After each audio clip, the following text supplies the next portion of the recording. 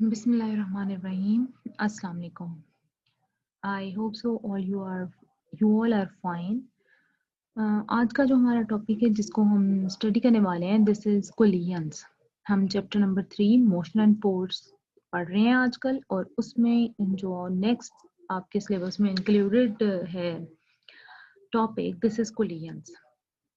कोलियंस usually क्या होता है, इसको अगर आप उर्दू इसको ट्रांसलेट करें कोलियन की, तो वो बनता है टकराव, टकराना, दो चीज़ों का आपस में टकरा जाना। जैसे ये एक एग्जांपल आपके सामने दी हुई है कि यहाँ कोई दो कार्स हैं जो आपस में टकरा गई हैं, दिस इज कॉल्ड कोलियन। और कोई एक्सीडेंट हो गया है जिसके नतीजे में कुछ ना कुछ नुकसान ज़ाहिर हुआ है, और कितनी फोर्स से ये सब कुछ होता है, कोलिजन्स के नतीजे में कैसे वेलोसिटीज़ के ऊपर फ़र्क पड़ता है, और कितने टाइप की कोलिजन्स होती हैं वो आज हम देखेंगे इसमें। सबसे पहले तो हम देख लेते हैं कि कोलिजन है क्या, व्हाट इज़ कोलिजन। हम कोलिजन की टर्म को यूज़ करते हैं आमतौर पर किसी भी इवेंट को रिप्रेजेंट करने के लिए जिसमें दो पार्टिकल्स एक दूसरे के पास आते हैं और इंटरेक्ट करते हैं बाय मींस ऑफ फोर्सेस, यानी वो एक दूसरे के ऊपर कोई फोर्स लगाते हैं। अब इसमें फिजिकल कांटेक्ट हो भी सकता है और नहीं भी हो सकता। तो जो स्मॉल पार्टिकल्स होते हैं जैसे एटम्स होते हैं ना, उसमें तो ज़रूरी नहीं है कि उनकी कोई खास फिजिकल कांटेक्ट हो, वो पास से गुजर के भी जा सकते हैं। लेकिन आम जनरलाइज्ड केसेस में फिजिकल कांटेक्ट अक्सर होता है और बाज़ औक़ात नहीं भी होता है।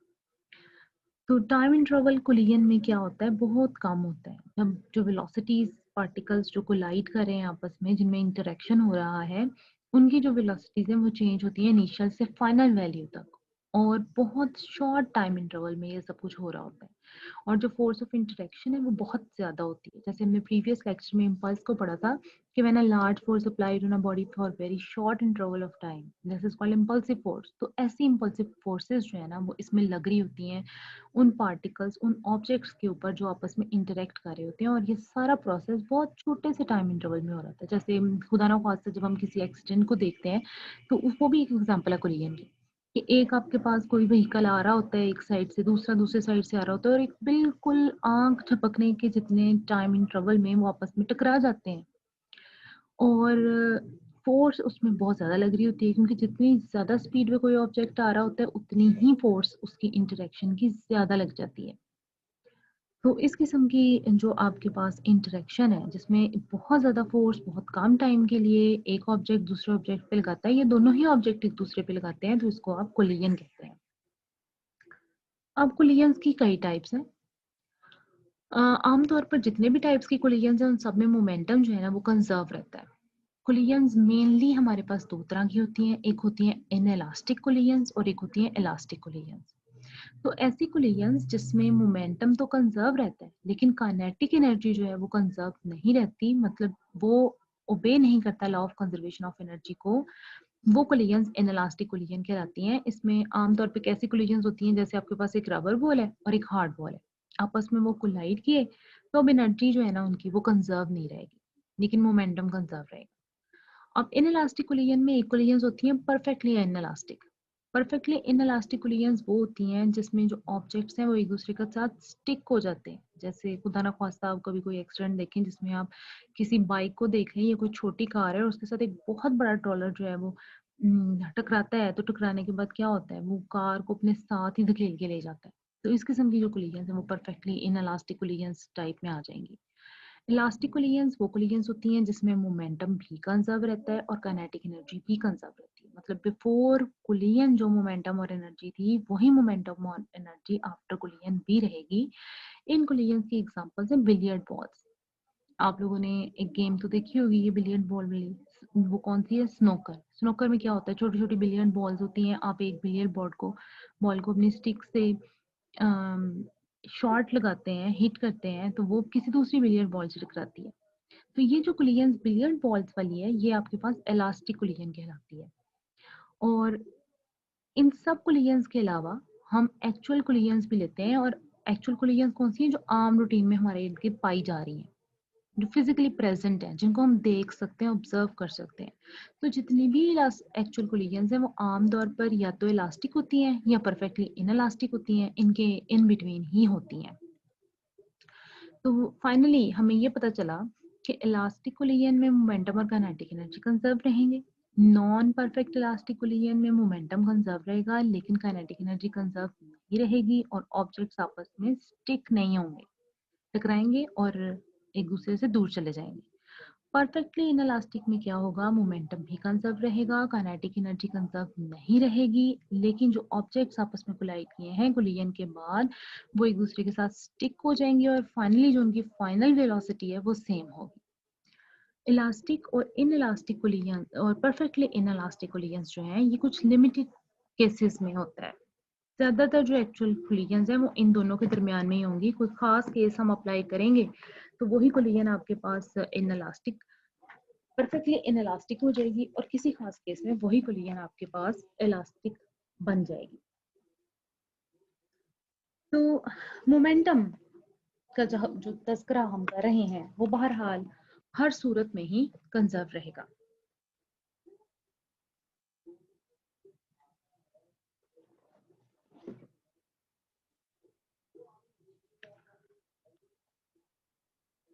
अब हम देखते हैं कि इलास्टिक कोलिजन्स में कैसे काम कैसे चलता है, ये कैसे इलास्टिक कोलिजन्स परफॉर्म की जाती है। हमारे पास दो ये ऑब्जेक्ट्स हैं, एक नॉन रोटेटिंग बॉल्स हैं हमारे पास, एक m1 है और एक m2 है। m1 जो है वो पॉजिटिव एक्स एक्सिस में मूव कर रहा है विद वेलोसिटी v1 और m2 जो है वो v2 वेलोसिटी के साथ नेगेटिव एक्स एक्सिस में मूव कर रहा है। At some point, both of the particles interact or and collide, or after collision, they move in opposite directions. ये जो v1 I था, जो इसका इनिशियल वैल्यू थी, वो अब फाइनल वेलोसिटी के साथ नेगेटिव एक्स में मूव कर रहा है और जो m2 था वो आपके पास पॉजिटिव एक्स एक्सिस में मूव कर रहा है आफ्टर कोलिजन। मतलब डायरेक्शन आप देखें बदल गई है। अब क्योंकि हम कह रहे हैं ये इलास्टिक कोलिजन है तो ऑब्वियसली इसमें मोमेंटम भी कंजर्व रहेगा और काइनेटिक एनर्जी भी कंजर्व रहेगी। तो ये जो m1 v1 plus m2 v2 लिखा हुआ है, I लिखा हुआ है साथ में, तो ये है बिफोर कोलिजन जो मोमेंटम है। फर्स्ट बॉल का कोलिजन का मोमेंटम प्लस सेकंड बॉल का momentum before collision is equal to the first ball का मोमेंटम प्लस सेकंड बॉल का मोमेंटम आफ्टर कोलिजन। F का मतलब है फाइनल, यानी बाद में, कोलिजन के बाद जो उनकी वेलोसिटी हो गई है। इसी तरीके से अगर हम काइनेटिक एनर्जी को देखें तो ये काइनेटिक एनर्जी है m1 की before collision half m1 v1 I square. ये काइनेटिक एनर्जी है सेकंड बॉल की before collision half m2 v2 I square. And ये काइनेटिक एनर्जी है आफ्टर कोलिजन किसकी, बॉल 1 की, half m1 v1 f square. और ये है काइनेटिक एनर्जी बॉल 2 की after collision half m2 v2 f square. आमतौर पे जो मोमेंटम है क्योंकि एक वेक्टर क्वांटिटी है तो इसमें हम डायरेक्शन का ख्याल रखेंगे और हम देखेंगे कि हम इसके साथ करेक्ट साइन ही हमने लगाए हों। ये देखिए ये आपके पास जा रहा है पॉजिटिव एक्स एक्सिस में, ये अलबत्ता नेगेटिव में जा रहा है, यहाँ पर ये पॉजिटिव डायरेक्शन में जा रहा है और ये नेगेटिव में जा रहा है। अब हम सभी क्वेश्चंस को साइमल्टेनियसली सॉल्व करेंगे और देखेंगे कि हमारे पास कैसा रिजल्ट बनता है। ये हमारे पास एक सिंपल इक्वेशन है किसके लिए, काइनेटिक एनर्जी के लिए, जो अभी हमने डिस्कस किया है। अब इसके बाद ये हमारे पास इसको सॉल्व करने के लिए हम क्या कर रहे हैं कि 1/2 को हमने कॉमन ले लिया हर तरफ से और वो कैंसिल आउट हो गया। अब फर्दर इक्वेशन में ये v1 वाली वैल्यू को हम इधर ले आए हैं, v1 I square minus v1 f square हो गया और m1 कॉमन आ गया। इसी तरीके से m2 वाली वैल्यू को इधर ले गए हैं तो m2 v2 f square minus v2 I square हो गया। अब ये आपके पास फॉर्म बन गई है a square minus b square की।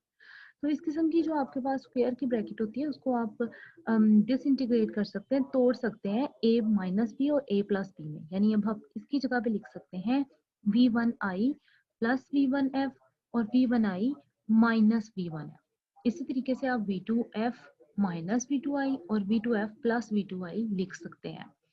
हम इसको इस फॉर्म में लिख लेते हैं। अब सेकंड हमारे पास था law of conservation of momentum. इस law of conservation of momentum को भी हमने m1 और m2 में अलग-अलग से डिस्ट्रीब्यूट कर लिए हैं। m1 v1 f को हम इस साइड पर ले गए हैं, m2 v2 i को हम राइट साइड पर ले गए हैं, m1 और m2 को कॉमन लिया है। Finally v1 initial minus v1 final और यहाँ पर v1 v2 final minus v2 initial हो गया। अब ये जो हमारे पास टर्म आई है, दिस वन हम इसके ज़रिए ये वाली जो हमारी टर्म थी एनर्जी वाली टर्म को हम मोमेंटम वाली टर्म से डिवाइड कर देंगे। जब हम इसको डिवाइड करेंगे तो हमारे पास जो आंसर बनेगा that will be v1i plus v1f is equal to v2f plus v2i, क्योंकि जब हम इसको इससे डिवाइड करेंगे तो ऑब्वियसली ये जो m1v1 माइनस v1f है ये इस क्वांटिटी से कैंसिल आउट हो जाएगा, और ये जो m2v2f माइनस v2i है ये इस टर्म से कैंसिल आउट हो जाएगा क्योंकि हम इनको डिवाइड कर रहे हैं। और जो बचेंगी हमारे पास जो रिमेनिंग टर्म्स होंगी that will be v1i plus v1f is equal to v2f plus v2i। तो ये हमें दे रहा है law of conservation of energy, जबकि ये जो quantity m1v1i is plus m2v2i is equal to m1v1f plus m2v2f है, ये आपको दे रहा है law of conservation of momentum. यानी इन कोलिजन्स में जो हम बात कर रहे थे कि momentum and kinetic energy remain conserve, तो वो हमने देख लिया है कि total velocity before collision is equal to the total velocity after collision. Similarly, the total momentum before collision is equal to the total momentum after collision. अब हम collisions के कुछ केसेस को डिस्कस करना चाह रहे हैं। जब हम इलास्टिक कोलिजन की बात कर रहे हैं तो यहाँ पर अब हम कुछ लिमिटिंग केसेस की भी बात करेंगे और उनको हम फाइंड आउट करेंगे। सबसे पहले उससे पहले हमें ये करना पड़ेगा कि हम जो ऑब्जेक्ट्स की हमने बात की है बॉल्स की, कि आपके पास एक बॉल m1 थी जिसकी वेलोसिटी v1 थी और m2 थी जिसकी वेलोसिटी v2 थी। तो आफ्टर कोलिजन उनकी वेलोसिटीज v1 प्राइम और v2 प्राइम या v1f और v2f हो चुकी है। तो वो वैल्यूज क्या हैं वो हम पहले जान लेंगे, फिर हमने इसके ऊपर कुछ केसेस अप्लाई करना है। तो उसके लिए ये जो इक्वेशन हमारी एनर्जी की निकली है जिसमें हम कह रहे थे कि आपके पास v फाइनल प्राइम और v2 final plus vi final is equal to v1 initial plus v1 final है। तो यहाँ हमने फाइनल को प्राइम के साथ रिप्लेस कर दिया। अब मेरे पास v2 प्राइम जो है this is equal to v1 minus v2 plus v1 prime. ये बेसिकली यही वाली इक्वेशन है, लेकिन इसको हमने प्राइम्ड और अनप्राइम्ड में लिखा है। अब v1f को v1 प्राइम कंसीडर कर लें और v2f को v2 प्राइम कंसीडर कर लें। इसी क्वेश्चन को हमने और फॉर्म में लिखा है। यहाँ v2 प्राइम को मैंने लिखा v1 plus v1 prime minus v2। ये देखें v2 prime is equal to v1 plus v1 prime minus v2। अब हम क्या करेंगे कि जो इक्वेशन थी हमारे पास law of conservation of momentum वाली m1 v1 minus v1 prime is equal to m2 v2 prime minus v2, उसमें v2 प्राइम की वैल्यू पुट कर देते हैं। जब हम ये वैल्यू पुट करते हैं तो हमारे पास m1 v1 minus m1 v1 prime will be equal to m2 v1 minus m2 v2 plus m2 v1 prime minus m2 v2 हो जाता है। अब रीअरेंज करने से इसको m1 v1 prime v1 prime वाली वैल्यूज हमने एक तरफ कर ली, v1 वाली एक तरफ कर ली, v2 वाली एक तरफ कर ली। तो इससे हमारे पास आया m1 plus m2 v1 prime is equal to m1 minus m2 v1 plus 2m2 v2। और हम क्या करेंगे अब m1 प्लस m2 से दोनों तरफ इस इक्वेशन को डिवाइड कर देंगे। जब डिवाइड करेंगे तो v1 prime will become m1 minus m2 by m1 plus m2 v1 plus 2m2 by m1 plus m2 v2। ये हमारे पास v1 प्राइम की वैल्यू आ जाएगी। इसी तरीके से अगर हम वेलोसिटी मास 2 वाले पार्टिकल की मालूम करना चाहें आफ्टर कोलिजन तो हम क्या करेंगे, हम इस इक्वेशन में v2 prime is equal to v1 minus v2 plus v1 prime में की वैल्यू को इस वैल्यू को v1 प्राइम की वैल्यू को इस इक्वेशन में पुट कर देंगे। अभी हमने v1 प्राइम की वैल्यू मालूम की है, इस v1 प्राइम की वैल्यू को v2 prime is equal to v1 minus v2 plus v1 prime में पुट करेंगे तो हमारे पास आएगा v1 minus v2 m1 minus m2 over m1 plus m2 v1 plus 2m2 by m1 plus m2 into v2। Finally हम क्या करते हैं कि हम v1 वाली टर्म्स को इकट्ठा कर लेते हैं और v2 वाली टर्म्स को इकट्ठा कर लेते हैं। ये हमारे पास 1 प्लस दिस टर्म हो जाएगा और v2 हमारे पास 2m2 divided by m1 plus m2 minus 1 हो जाएगा। अब हम क्या करें, इसका एलसीएम ले लेते हैं। जब हम इसका एलसीएम लेते हैं तो m1 प्लस m2 हमारे पास एलसीएम में आएगा और 1 के लिए हम m1 प्लस m2 से इसको मल्टीप्लाई कर देंगे और ये हमारे पास m1 माइनस m2 बन जाएगा। और इसका एलसीएम जब सेकेंड टर्म का हम लेंगे तो that is m1 plus m2 और 2m2 as it is minus 1 के लिए भी लिखेंगे m1 plus m2। Further solve करने से ही हमें पता चलता है कि v2 prime is equal to 2m1, क्योंकि m1 plus m2 plus m1 minus m2 cancel out हो जाएगा, 2m1 रह जाएगा, divided by m1 plus m2 into v1। Similarly 2m2 और माइनस m1 प्लस m2 आपको दे देगा m2 minus m1 divided by m1 plus m2 into v2। तो अब हमारे पास v1 प्राइम की वैल्यू भी आ गई और v2 प्राइम की वैल्यू भी आ गई। इन वैल्यूज को फाइंड आउट करने का पर्पस क्या था? ताकि हम इन वैल्यूज को फाइंड आउट करें और उसके बाद हम कुछ लिमिटिंग केसेस के बारे में बात कर सकें। लिमिटिंग केसेस हमारे पास क्या है? केस 1 हम लेते हैं, हम कहते हैं कि जो दो पार्टिकल्स इंटरेक्ट कर रहे हैं उन दोनों के मैसेज इक्वल है, यानी बिलियर्ड बॉल्स जिनकी आप बात करें उनकी सेम मैसेज है, यानी m1 is equal to m2 is equal to m।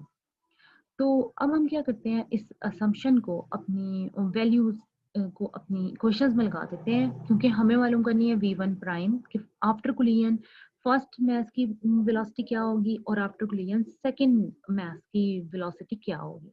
तो v1 प्राइम आपके पास बराबर था m1 minus m2 by m1 plus m2 v1 plus 2m2 by m1 plus m2 v2।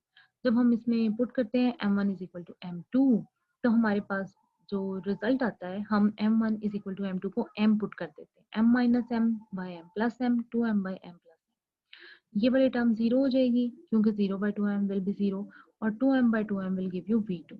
यानी हम ये कह सकते हैं कि जो v1 प्राइम है it is equal to v2, यानी जो पहला मैस m1 था आफ्टर कोलिजन वो m2 की जो वेलोसिटी थी उसके साथ मूव करेगा।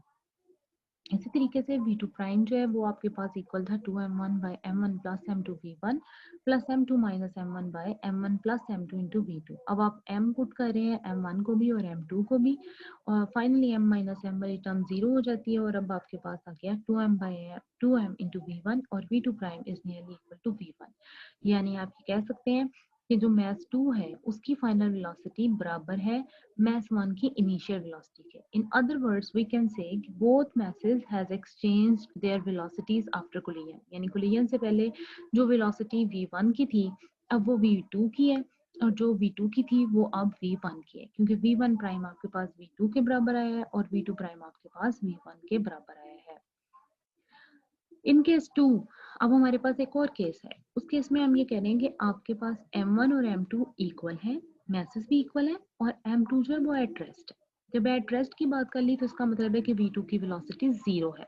v2 को 0 पुट करेंगे, m1 और m2 को m पुट करेंगे और फिर देखेंगे कि v1 प्राइम की वेलोसिटी क्या है, यानी मैस 1 की वेलोसिटी आफ्टर कोलिजन क्या है और मैस 2 की वेलोसिटी आफ्टर कोलिजन क्या है। हम v1 प्राइम में जब ये वैल्यूज पुट करते हैं तो फॉर्मूला था हमारे पास m1 minus m2 by m1 plus m2 into v1 plus 2m2 by m1 plus m2 into v2। ये वैल्यूज जब m पुट किया हमने m1 is equal to m2 को और v2 को हमने 0 पुट किया तो हमारे पास आ गया v1 prime is equal to m minus m 0 और यहाँ v2 के 0 होने की वजह से सारा 0, यानी पहला मैच m1 जो मूव कर रहा था वेलोसिटी v1 के साथ अब वो स्टॉप हो गया, जबकि m2 एट रेस्ट पे तक देखिए। अब चलते हैं देखते हैं उसकी वेलोसिटी पे क्या फर्क पड़ा है। v2 prime is equal to 2m1 by m1 plus m2 v1 plus m2 minus m1 by m1 plus m2 into v2। अब हम क्या करते हैं, हम m1 और m2 को m पुट करते हैं और v2 को 0 पुट करते हैं।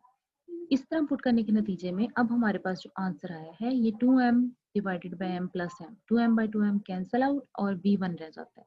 तो v2 prime is equal to v1, यानी आफ्टर कोलिजन हमें एक इंटरेस्टिंग रिजल्ट मिला है। वो रिजल्ट ये कहता है कि कोलिजन से पहले मैस 2 कांस्टेंट एक रेस्ट में था, उसकी वेलोसिटी 0 थी और m1 मैस किसी वेलोसिटी v1 के साथ आया, उससे टकराया। जब वो उससे टकराया तो मैस बराबर होने की वजह से क्या हुआ कि m1 अब रुक गया, एट रेस्ट आ गया और m2 उस वेलोसिटी v1 की m1 की वेलोसिटी के साथ मूव कर गया, यानी v1 प्राइम 0 हो गई। आफ्टर कोलिजन मैस 1 की वेलोसिटी 0 है, लेकिन आफ्टर कोलिजन मैस 2 की वेलोसिटी v1 है, यानी जिस वेलोसिटी के साथ मैस 1 आके टकराया उसी वेलोसिटी के साथ मैस 2 अब मूव कर रहा है। हम अगले केस की तरफ बढ़ते हैं। नेक्स्ट केस में हम बात करते हैं कि हमारे पास जो मैस m2 है वो एट रेस्ट पे है और जो m1 है वो बहुत स्मॉल है एज कंपेयर टू m2।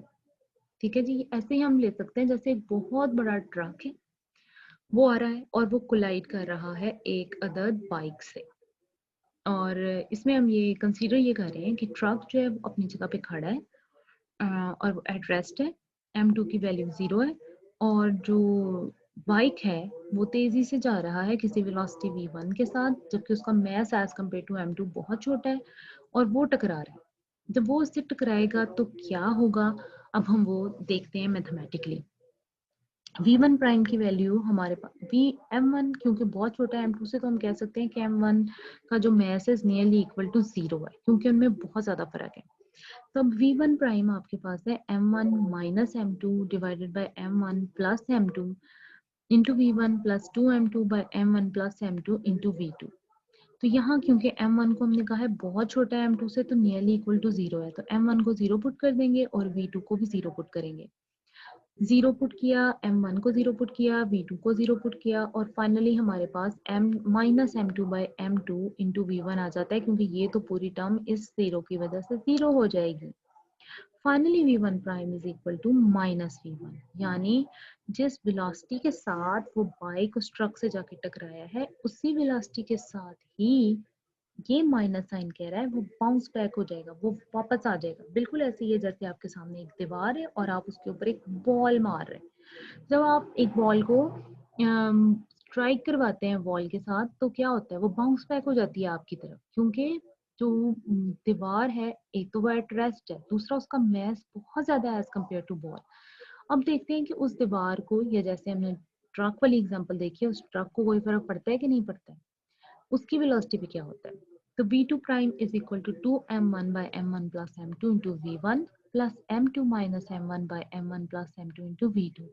अब देखिए v2 आपके पास 0 के बराबर था, तो ये सारी टर्म हो गई 0। यहाँ m1 को आपने 0 पुट करना है, m1 को भी 0 पुट किया, इस m1 को भी 0 पुट किया, तो इस 0 की वजह से ये टर्म भी 0 हो गई। ये दोनों टर्म 0 होने की वजह से v2 प्राइम की वैल्यू आई 0, यानी v2 एट रेस्ट पे था तो वो अभी भी एट रेस्ट पे रहेगा, यानी अगर वो जो ट्रक था जो खड़ा था वो वहीं खड़ा रहेगा, जो वॉल है वो वहीं खड़ी रहेगी। बॉल बाउंस बैक हो जाएगी, कोई मोटरसाइकिल बाउंस बैक हो जाएगा, छोटा जो ऑब्जेक्ट है जिसकी का मास बहुत कम है, it will bounce back at the same speed as it has before collision.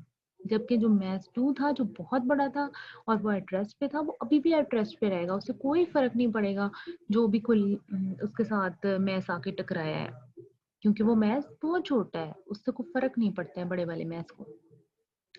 अब हम फोर्थ केस देखते हैं, उसमें हम कहते हैं कि जो मैसिव बॉडी है, m2 का मैस बहुत m1 का मैस बहुत ज्यादा है और m2 का मैस बहुत कम है, और वो एट रेस्ट पे है, और मैसिव बॉडी किसी वेलोसिटी v1 के साथ आ रही है और अब वो m2 से टकरा रही है। ये ऐसे ही हो गया कि बाइक अपनी जगह पे खड़ा है और अब एक ट्रक आके उसके साथ टकरा रहा है। तो जब बाइक खड़ा है, एट रेस्ट पे है, उसकी वेलोसिटी 0 है, हम कह रहे हैं v2 इज इक्वल टू 0।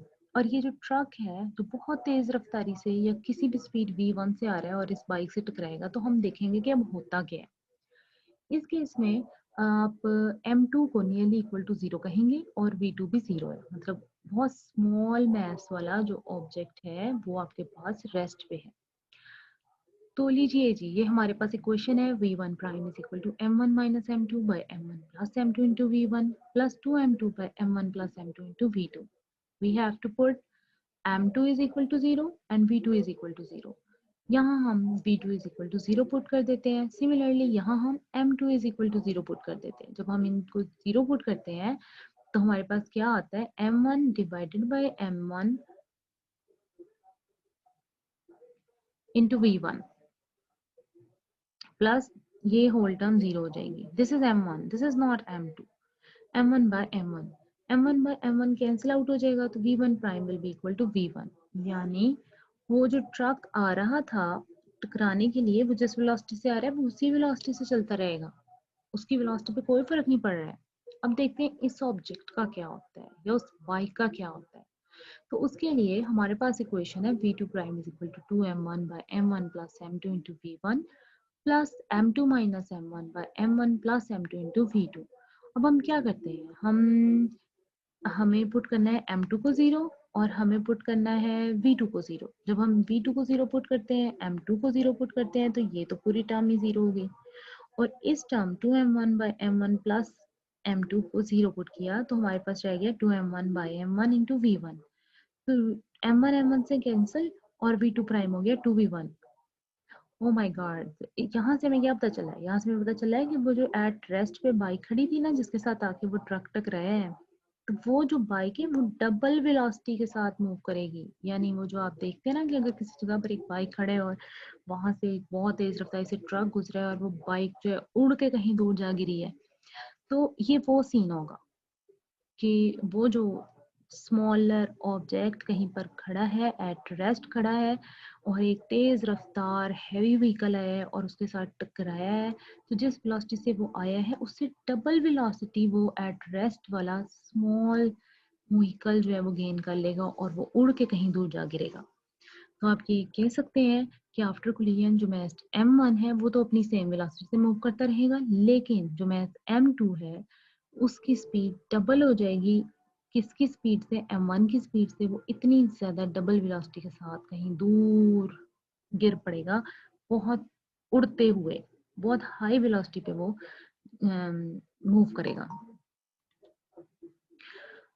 अब हम थोड़ा सा इसकी समरी को डिस्कस कर लेते हैं कि आपके पास जो टाइप्स ऑफ कोलिजन्स हैं उनकी समरी के हवाले से बात कर लेते हैं कि हमने जो जो कोलिजन्स के बारे में बात की है। सबसे पहले हमने देखा कि इलास्टिक कोलिजन्स होती हैं। इलास्टिक कोलिजन में मोमेंटम कंजर्व रहता है और काइनेटिक एनर्जी भी कंजर्व रहती है। This was the equation for kinetic energy conservation and this is the equation for momentum conservation. Second case हमने पढ़ा inelastic collision. In an inelastic collision case momentum conserve है लेकिन kinetic energy is not conserve, so we can write momentum is conserved. In a perfectly inelastic collision, momentum is conserved, but kinetic energy is not. और दूसरी जो बात हमने देखी थी वो ये थी कि two objects stick together after the collision, आपस में वो स्टिक हो जाते हैं। ये उस सूरत में होता है जब उनके masses comparable होते हैं, so their final velocities are same, तो उनकी final velocity सेम हो जाती है। लाइक जो mass 1 और mass 2 है आपस में टकराने के बाद जुड़ जाते हैं, जुड़ने की वजह से जो उनकी फाइनल वेलोसिटी है वो सेम हो जाती है, वो मूव करते रहते हैं जुड़े जुड़े। जैसे हम अक्सर देखते हैं ना कि अगर कम वेलोसिटी पर कोई बड़ा सा ट्रक आ रहा है और उसके सामने कोई कार खड़ी है, तो वो कार के साथ टकराता है और वो कार को अपने साथ ही मूव करा लेता है। ये वो केस नहीं है जो हमने पहले डिस्कस किया कि बहुत हाई स्पीड पे वो बाइक जो है कहीं उड़ के दूर जाके गिरेगी। तो इस किस्म के केसेस को आप परफेक्टली इनइलास्टिक कोलिजन कहते हैं। तो आज के लिए हमारा ये लेक्चर था। आई होप सो कि आप इसको सुनेंगे, इसकी फीडबैक ज़रूर दीजिएगा कि आपको ये कैसा लगा।